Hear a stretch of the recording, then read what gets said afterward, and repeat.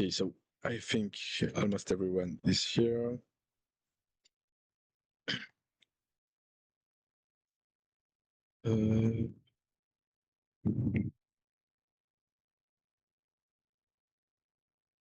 Okay, so Gore.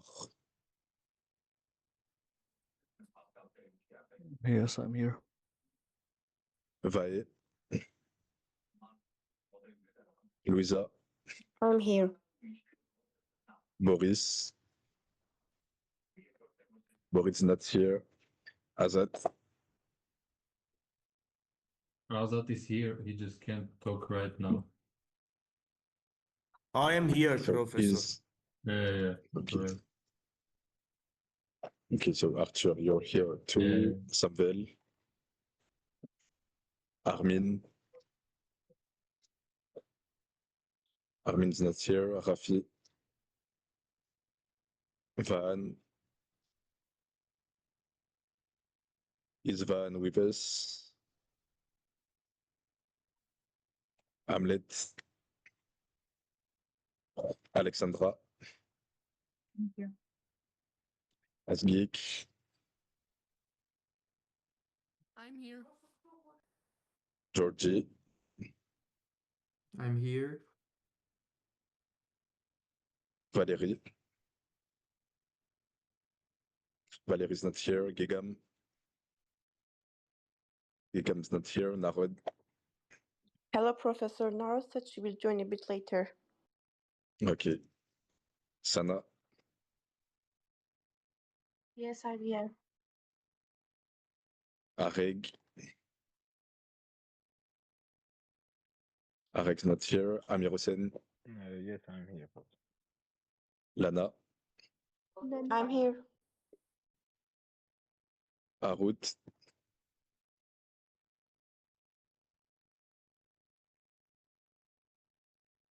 Finally, Gayan and Stepan. And so Vahan joined us. That's not here. Okay.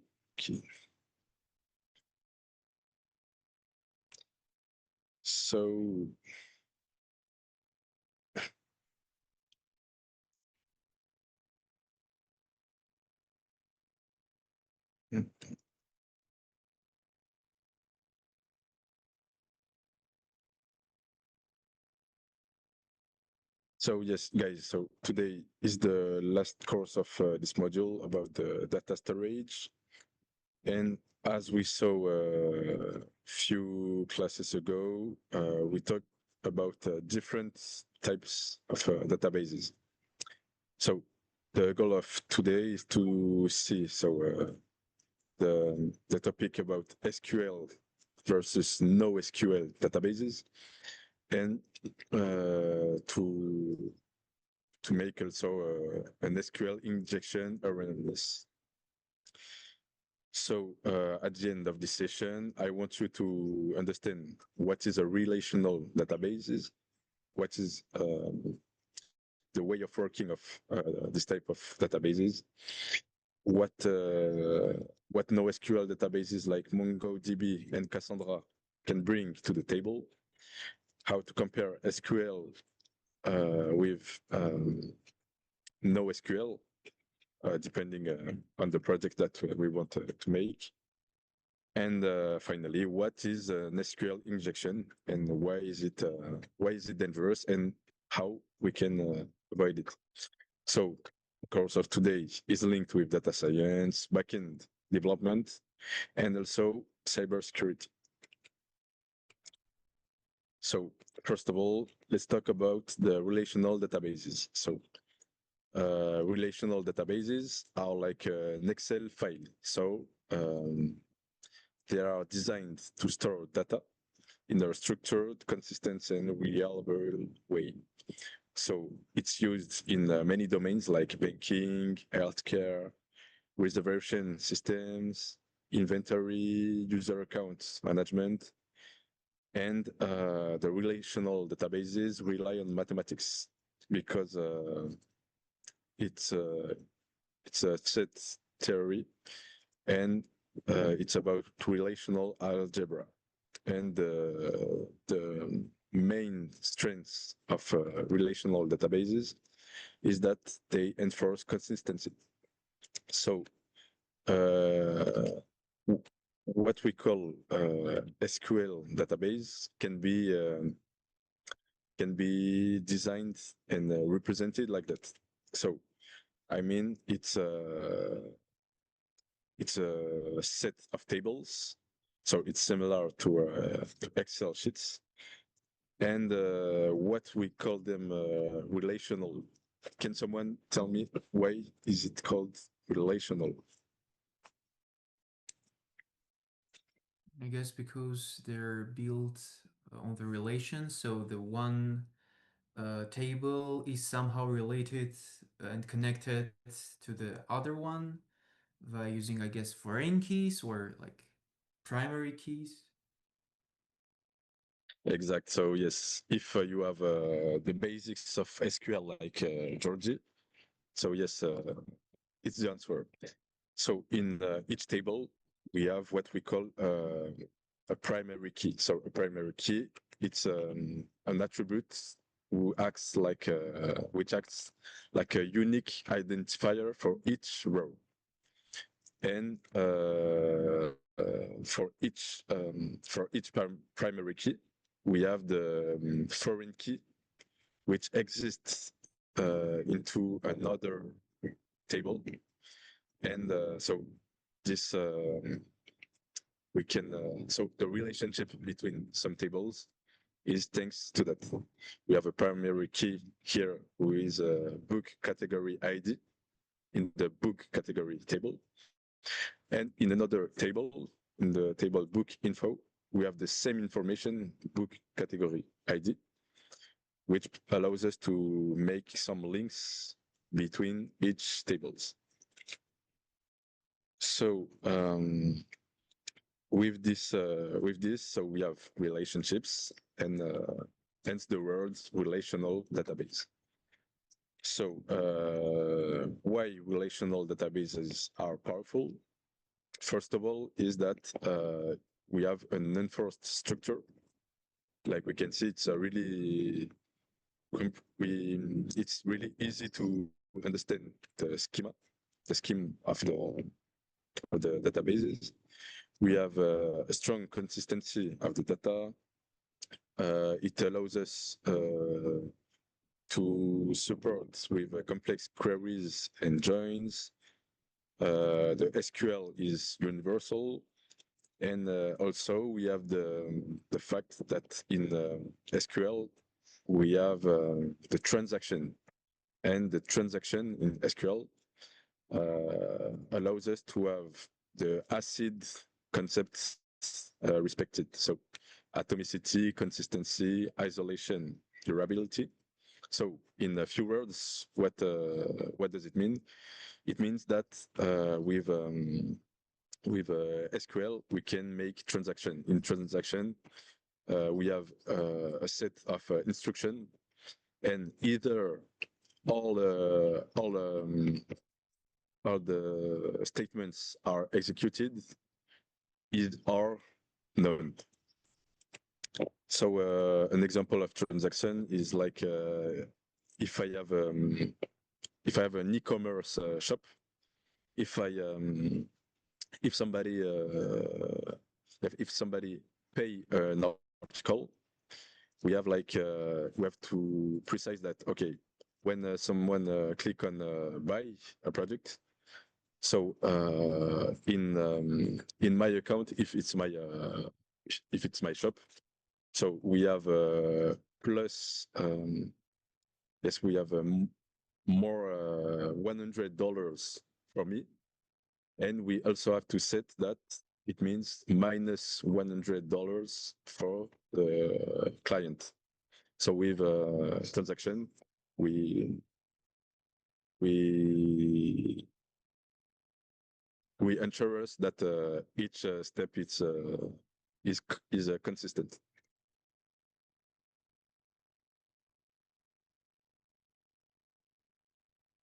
So about the SQL language. So SQL means for structured query language, and the SQL is how we interact with relational databases. So everything that we can imagine doing with structured data can be expressed in SQL. So by now, I don't know if you're really familiar with SQL, but like many notions in the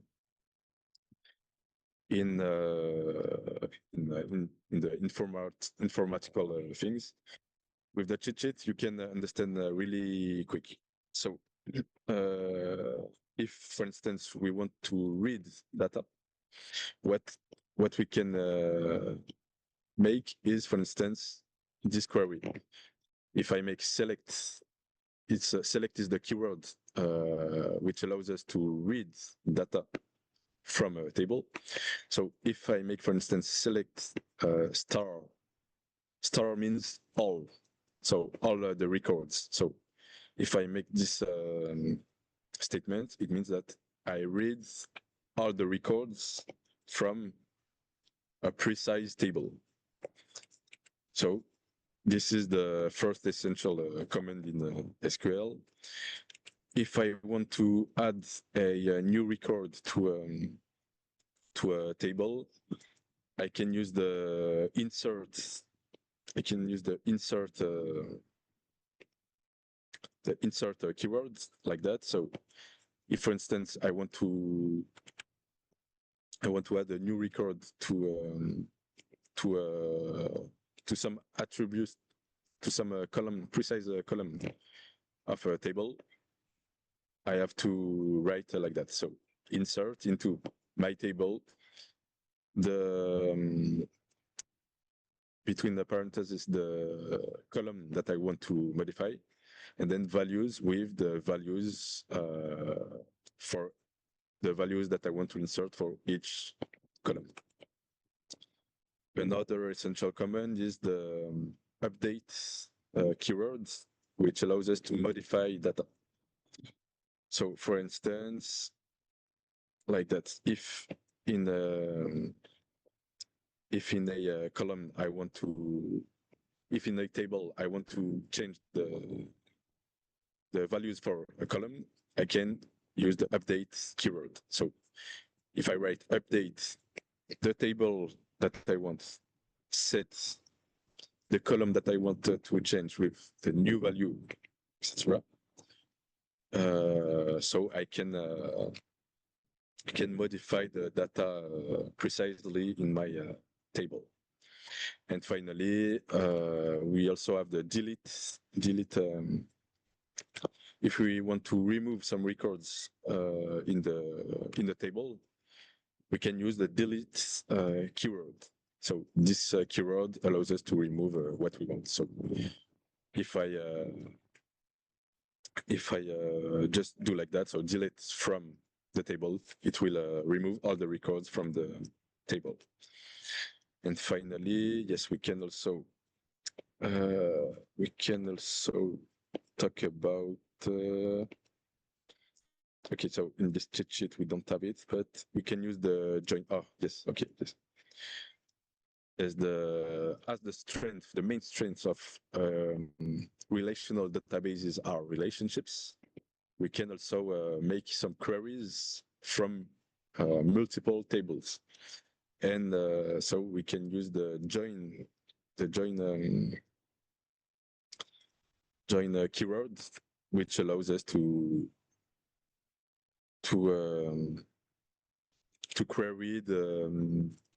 query different informations of one record, but different informations of different tables. So if I have to sum up, so SQL is all about structured data and relationships and consistency. So if we see like that, SQL is pretty practical. It can we can tell that it's almost the perfect language. But we also have the NoSQL, which exists.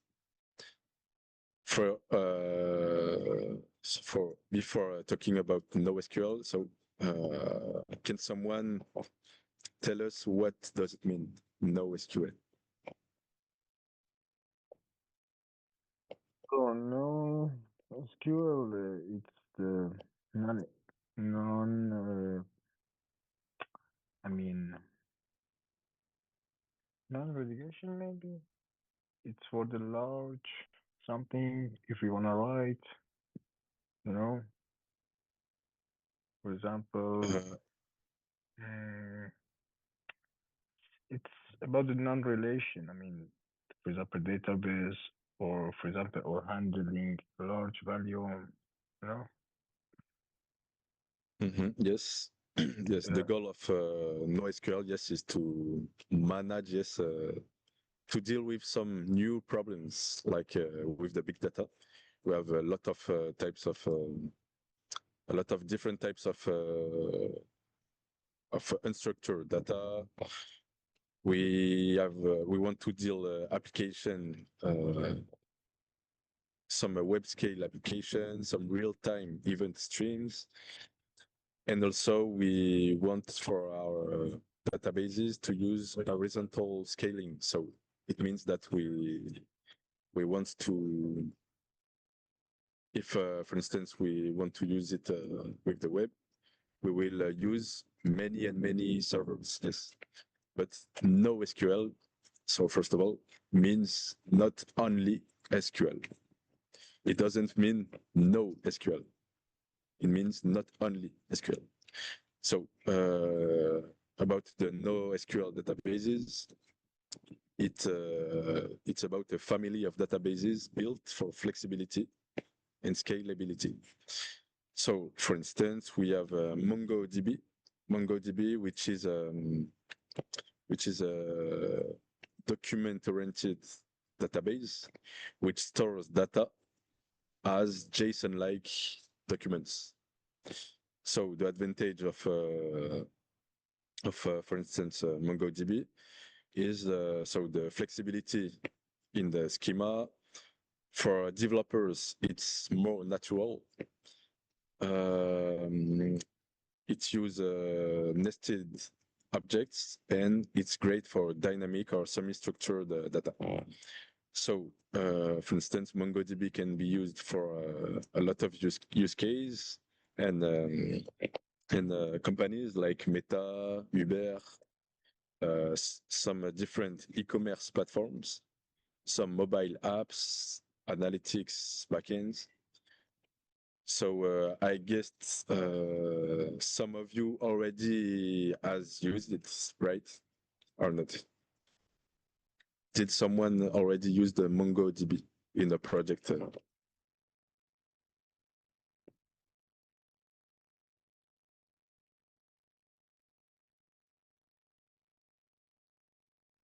Because if you already make some development, like backend development for the databases, it's probable that that you had to use it. But it's about the backend. I'm not using that, but I know this is about the backend, yes? Professor.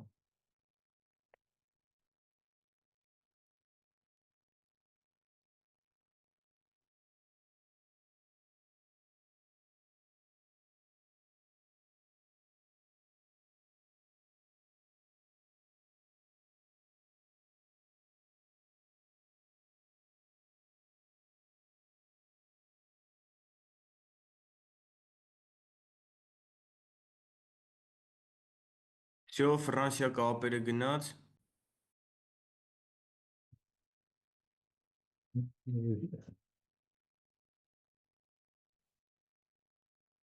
Ինչ։ Essa que gato, um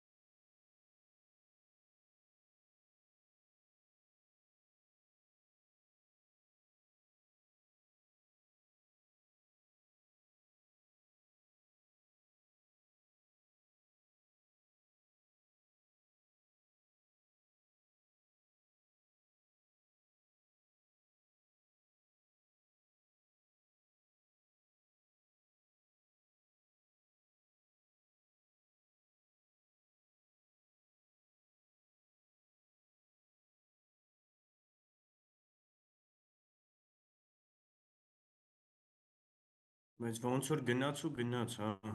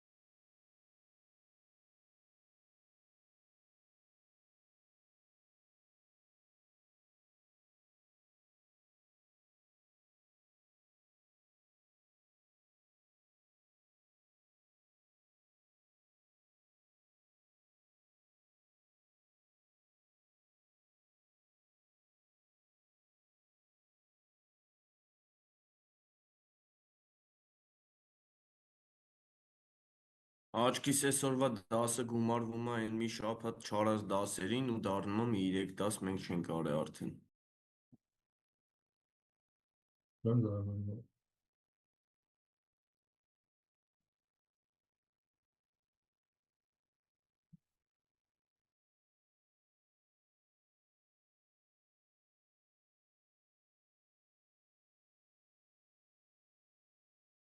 Ուզում եմ հասկանամ ով է էլի դուրսը չգիտեմ որտեղից խոսքի սենց դասի մտնում, հետնել ծրագրավորում SQL բացատրում ուսանողներին։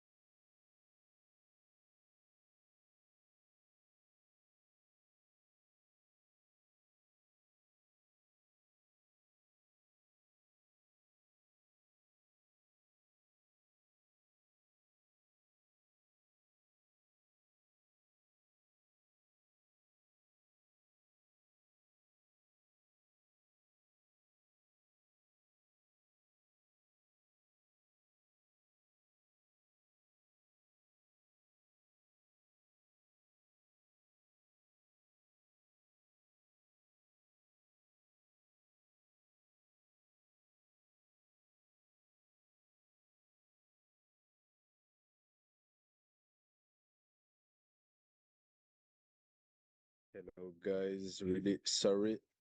I did logged out my connection. Are you still here or not? Yeah, I'm here, Professor. Okay, Mhm. so we will follow.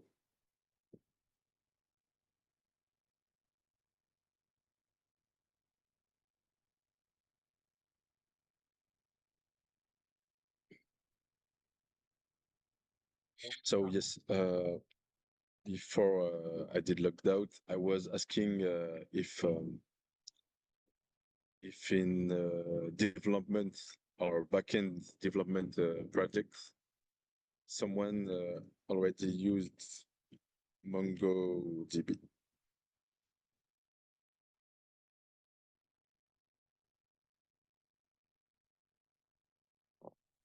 Because Amiros and you were answering to the question, I think. Professor, yeah, I told you about the MongoDB. It's backend. You mean? Yeah, I'm not using MongoDB, but I know it's about the backend. Backend is different from the SQL database, for example, MySQL or something Yes. like this, and included the table, the fish, the columns. Yeah. Okay, okay. Yes, it's So for yeah, backend. example record the row in a table. I know I'm not using the MongoDB. Okay, okay. Okay, thank you. I was looking for if someone could tell us about his experience with MongoDB, but it's okay. So yes, so MongoDB, so it's used like it allows better flexibility with schema, and it's great for dynamic data, and it's used by Meta, Uber, and other great companies. Then we also have Cassandra, for instance, which is a tool for which is used for a white column database. So Cassandra is designed for extremely large datasets. It allows a high write throughput, high fault tolerance, and it's designed for distributed clusters. So it's used for streaming, for instance, like Netflix, Spotify, Instagram, Uber. So the strength of Cassandra, for instance, is the high availability. It's decentralized, so we don't have a single point of failure, and it's perfect for logs, IoT, and time series data. So finally, if we compare SQL with NoSQL, oh yes, I also have to talk about the normalization, because the normalization is a treatment which allows us to have a acid transaction granted. So it's some steps, and for SQL, it allows us to minimize the redundancy, which means that if in some tables we have yes, on a basic set of tables in SQL, we can have some informations which are repeated in some tables.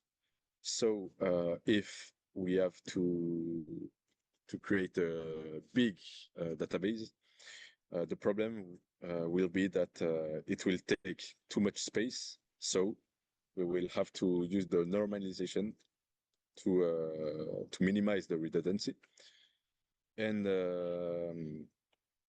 so it will allow us to make quicker queries and to read quickly the informations. And when we use the SQL normalization, with the normalization, so after that we will have to use the joins like we saw just before. With the NoSQL, so we have the equivalent thing, which allows us to optimize the read performance and to embed related data. So in SQL we have fixed tables. When with NoSQL we have dynamic documents or column. The schema of SQL is strict when the NoSQL schema is flexible. About the scalability. So for SQL, when we want to have a bigger database, it will require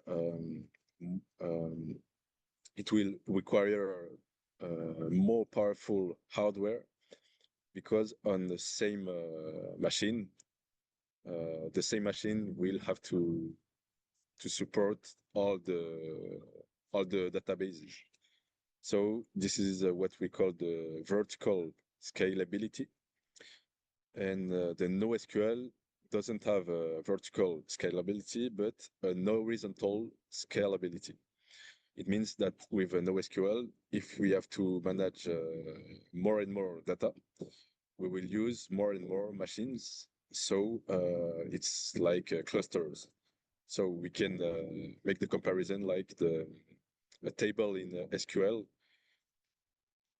is like a castle, because when we have to, no, like a big building, because when we want to make it grow and use more and more data, it will be on the same hardware thing. But in NoSQL, we can compare it with a village, because when we will want to manage more data, we will use more and more machines. So it's like a village. When we want to have more inhabitants, we will use more and more houses. Then about the consistency, SQL with the normalization and the transaction allows strong consistency. And in NoSQL, it's not as strong as the consistency is not as high as for SQL. Then for SQL, so it's the best for structured data, when the NoSQL is best for massive and varied data. And for instance, for some example of SQL databases, we have MySQL, PostgreSQL, and for NoSQL, we saw MongoDB and Cassandra, which are some example of NoSQL databases. So if I have to sum up in one sentence, in a backend development, the first thing to do is to think about the database that we will use, and it will depend on our goal. So if our priority is the structure and the consistency, we will use SQL. And in another hand, if our priority is the flexibility and the scalability, we will use NoSQL. So after talking about SQL, we will talk about vulnerability, which already had great impacts on great companies like Tesla, like Fortnite, like some airlines, and Sony also. This vulnerability is the SQL injection. And why do we have to talk about it? Is because SQL injection is one of the oldest, simplest, and most dangerous vulnerabilities. And it happens when untrusted user input is inserted into SQL queries. So, as we saw with the way of working of SQL, if I take a simple website, this is how it should work, how the logging should work in the perfect world. Because if I have two fields, first is username, the second is password. So we just want to, what we want is that when if the username match with the password, when the user will click login, in function of the match, we will bring to the user, we will lead the user to the good session. So this is a simple query that could, which could work to log in. So can someone explain us this query to see if you're not lost? Because we talked about the basics of SQL before. So can someone tell us about the meaning of this query?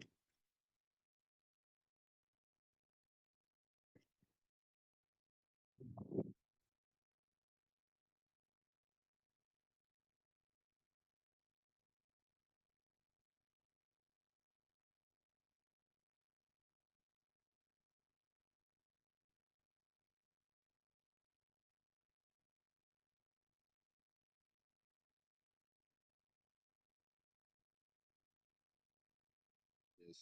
Mm-hmm. Yes, yes. Thank you, Arut. Yes. So with this query, it means that when I'm a user, I'm going on the website. So in the backend with the SQL, so we will see in the table users, which user match with this username and also this password. So just by matching these two fields, it will allow us. It will give me the access. But what is the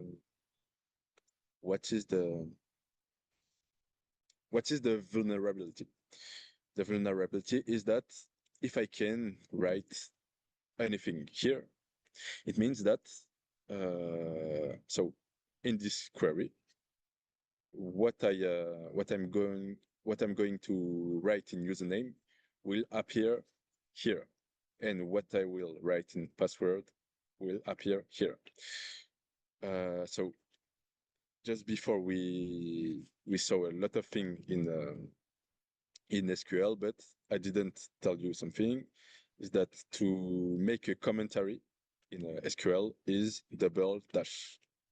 So if an attacker enters this thing in the username field, so I put a quote. So it means that it will be now select all from users where username is equal to what? Is equal to so when I make a quote, it ends the query, and I make R1 equal 1. What is the problem here?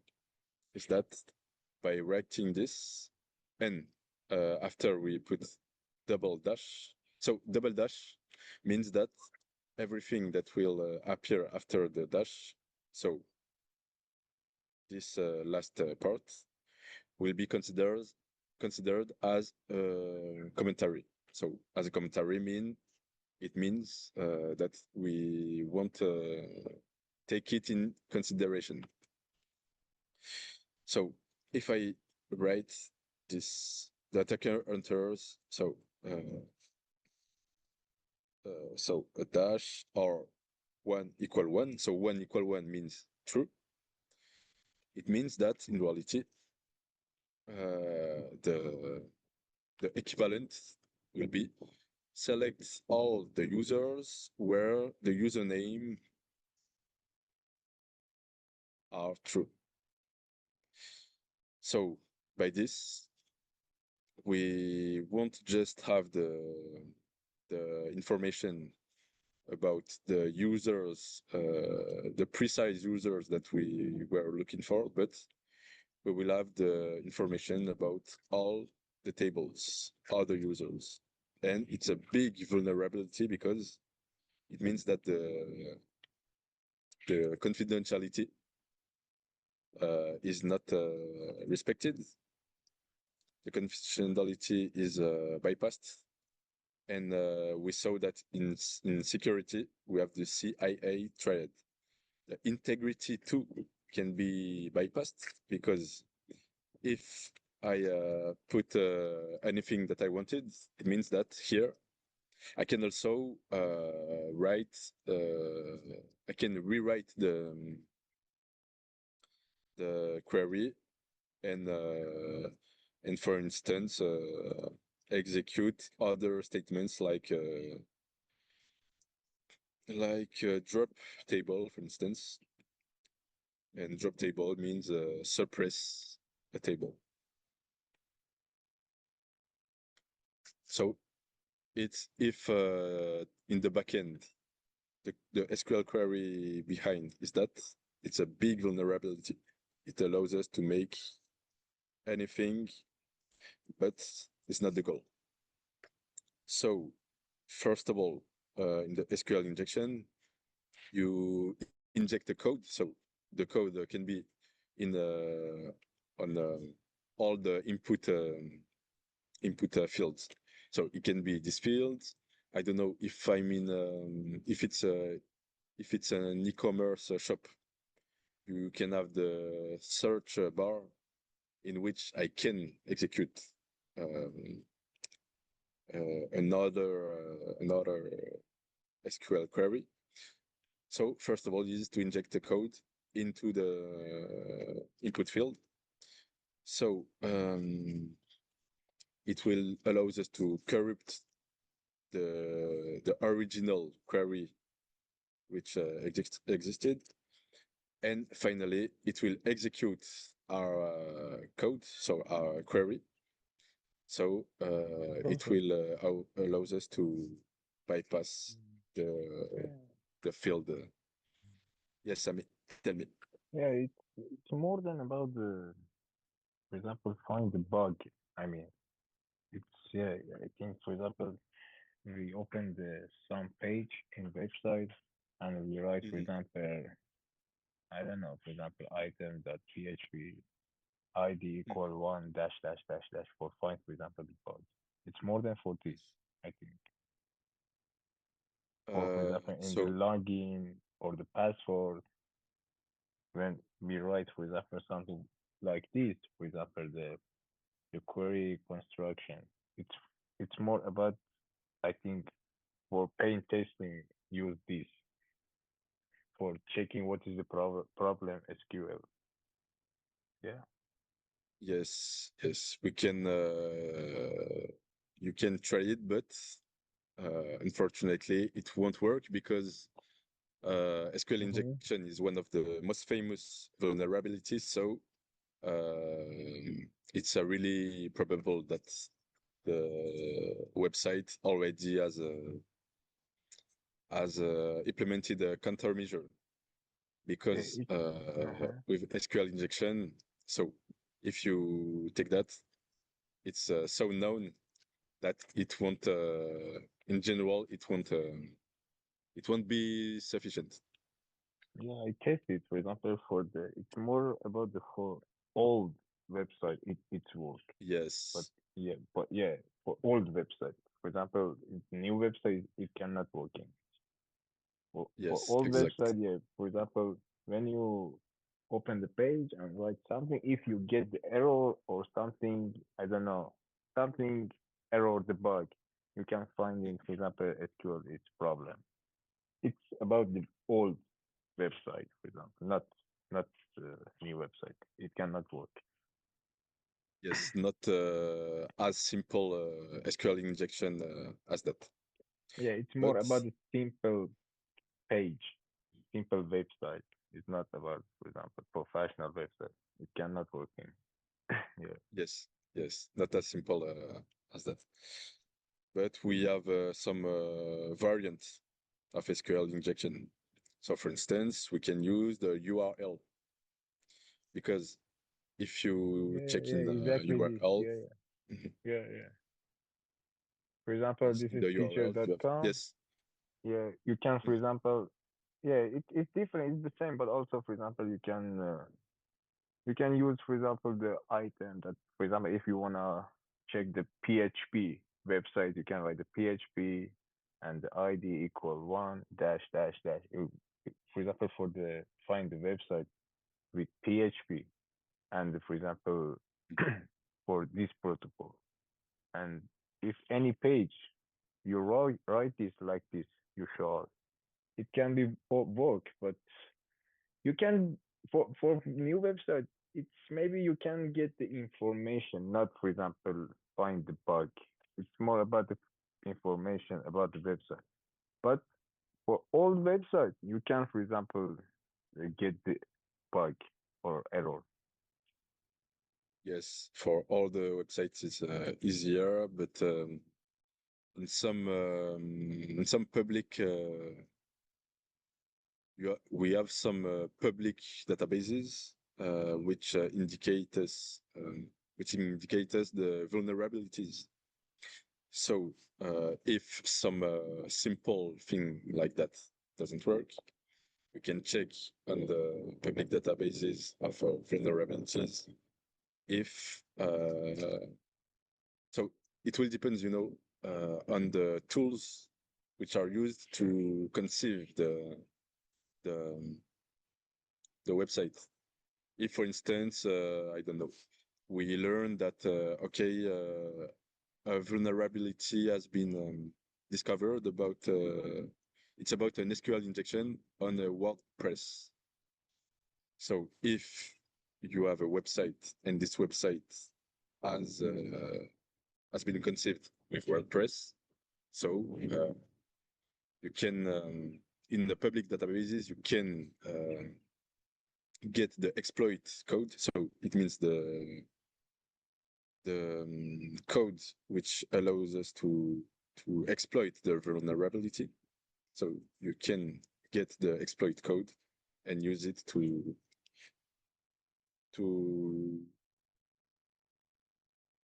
attack the website. So yes, the SQL injection is about all the input fields. So it can use the either on input fields, either through the URL, but also with so we have so I can't make I can make a demonstration today because I don't have the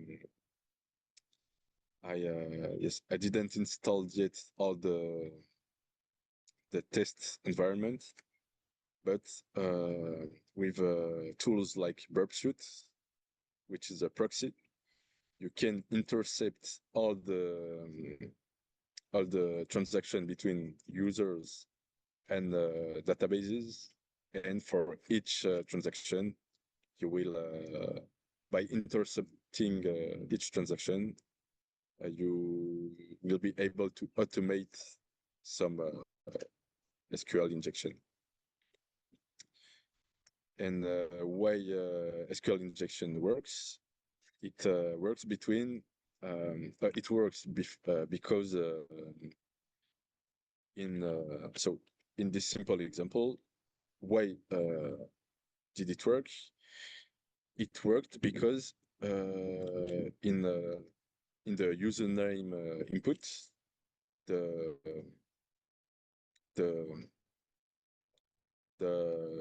backend development allow us to put anything.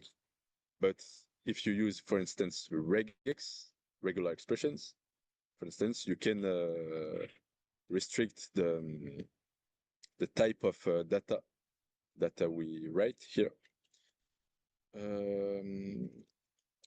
So in this simple example, the database can tell the difference between a legitimate user input and a malicious code. So if the developer concatenates strings, the attacker controls the query. So how can we prevent SQL injection? We can prevent SQL injection by using, for instance, prepared statements, which are queries which are not written like usual SQL statement. But for instance, in Python, we can use a prepared statement. So it's like queries that which verified the input before. Also, another way to prevent SQL injection is to not build SQL queries with string concatenation. Because if we do that, it's really easy to modify it. So if we have a simple query like that, just by putting a quote or a dash, we can make what we want. Another way is to use the least privilege access, which means that we will give the power to each user, but just the minimum power necessary. So if in a company we have we have the developers, we have the employees, we won't give the employees the privilege to use a function, to use keywords like drop, like delete, like update. So another way to prevent SQL injection is to validate the input ourselves just before. And what you need to remember is that SQL injection is not as sophisticated as we can know. It's a simple developer mistake. So it's this is why SQL injection is considered as a vulnerability, not an attack. So to sum up, SQL and NoSQL are not competitors. They just solve different problems. So it's not about a hierarchy. It will be according to your goal for your project, for your backend development. So as we saw, SQL databases are great for structure and consistency, while NoSQL databases are great for scaling and flexibility. And SQL injection exploit poor SQL handling. So this is why coding habits are the first line of defense. So yes, about SQL, we just saw the really basics, but we could also have talked about the index, which is a keyword allowing us to have really quick queries. We could have take about procedures which are actions, actions which happens only with precise defined triggers. And we could talk about a lot of specificity of SQL, but I guess I hope that for the moment you understood only these basics. But these basics about SQL and NoSQL are very essential for data science and also cyber security. So by now, I want you to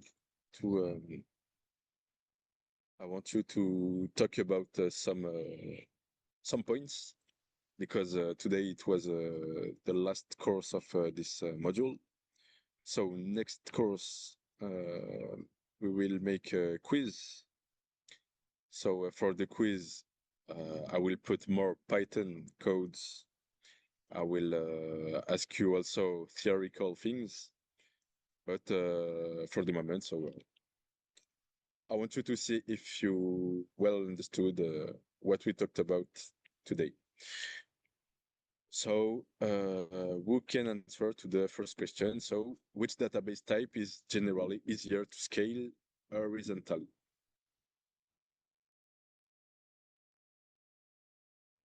What did you say, Professor?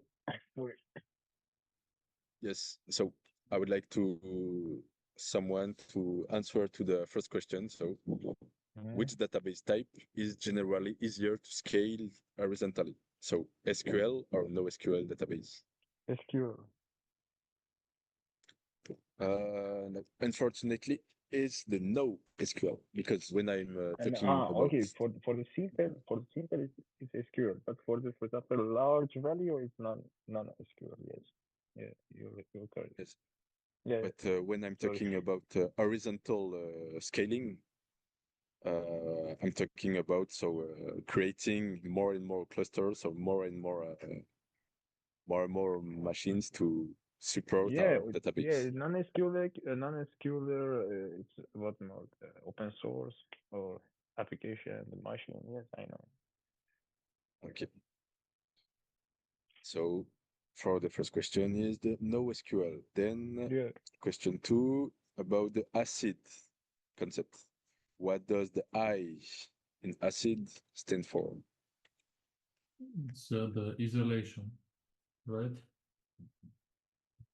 Isolation. So what does isolation matters? Yes, it's isolation method. So it's like it doesn't like have problem with each other, doesn't like interfere. So Yes, it's make sure that even like if many like users access the system at the same time, it stays like in a consistent state. exactly. Yes, yes. Thank you, Arthur. Then third question about vulnerability. So if we have this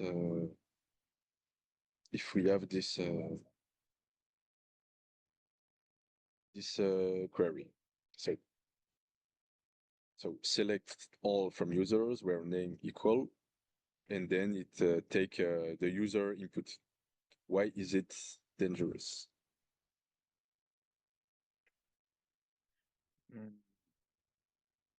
The user can't, I mean, put the, for example, the danger code or the changing, you know, because for this, yeah, because for this, it's important. Yes, exactly. Because as we saw, SQL can't make the difference between a malicious code and good user input. So if the user input is malicious code, so it can allow an attacker to bypass the database by executing the statement, the SQL statement that he wants. Okay, and finally about the defense. So, can you tell me about? Can someone tell us about one effective defense against SQL injection? One effective countermeasure. We can just validate the data we use. So like validate the data user inputs, like exclude dashes or dashes, quote marks, singular quotation marks, or like we can use the least privilege is it called, I guess, when some users can use some commands and others can't. Yes, thank you very much, Georgie. Yes, it was exactly some precise, effective countermeasures against SQL injection. So, guys, for the next course, so there will be a quiz. So I will share you this. I will share you this the slides on Telegram. Then you will be able to finalize your preparation. And for next, as the next module is pretty short, for the next course, we will be able to talk about also talk about the encryption. So also about cyber security. So guys, we weren't so much today, but I hope that the seven students which were present today have followed well the class. I hope that you learned some new things. So guys, here is the end for today. Yes, Ami, you had a question or? So the effective defense, it's mostly for the defending. For example, when the hacker attacked to our SQL server, it's more about this. Yes. It's about countermeasures like good practice. Okay. Yes, good practice, which allows us to be already prepared if any attacker try anything. When someone attacked us, we should know what should we do. No, it's it's more to well conceive our database and our structure before the attacker attack. It's not like okay, we detect the attack, then we change. No, when I'm talking about countermeasure, it's about adapting our code before any attack.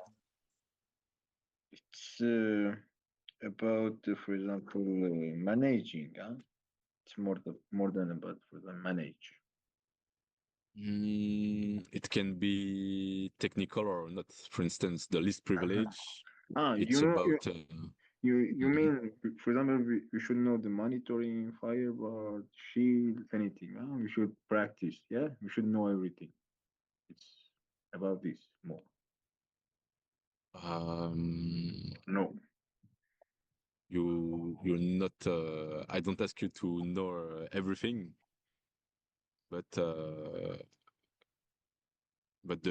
I want you to know the good practices, some good practices which can allow us to be protected against SQL injection attempts. Yes. Okay. So I will share you these slides, and maybe if some aspects are blurred for now, maybe it will be clearer after.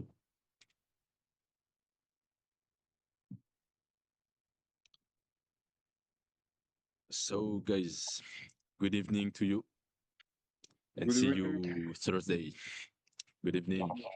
So next time you say we have the exam, huh?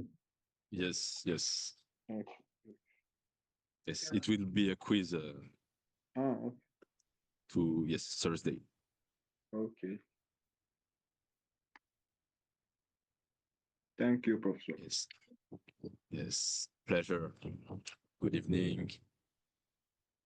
Thank you. Good evening. Bye. Thank you, good evening. Bye. Goodbye.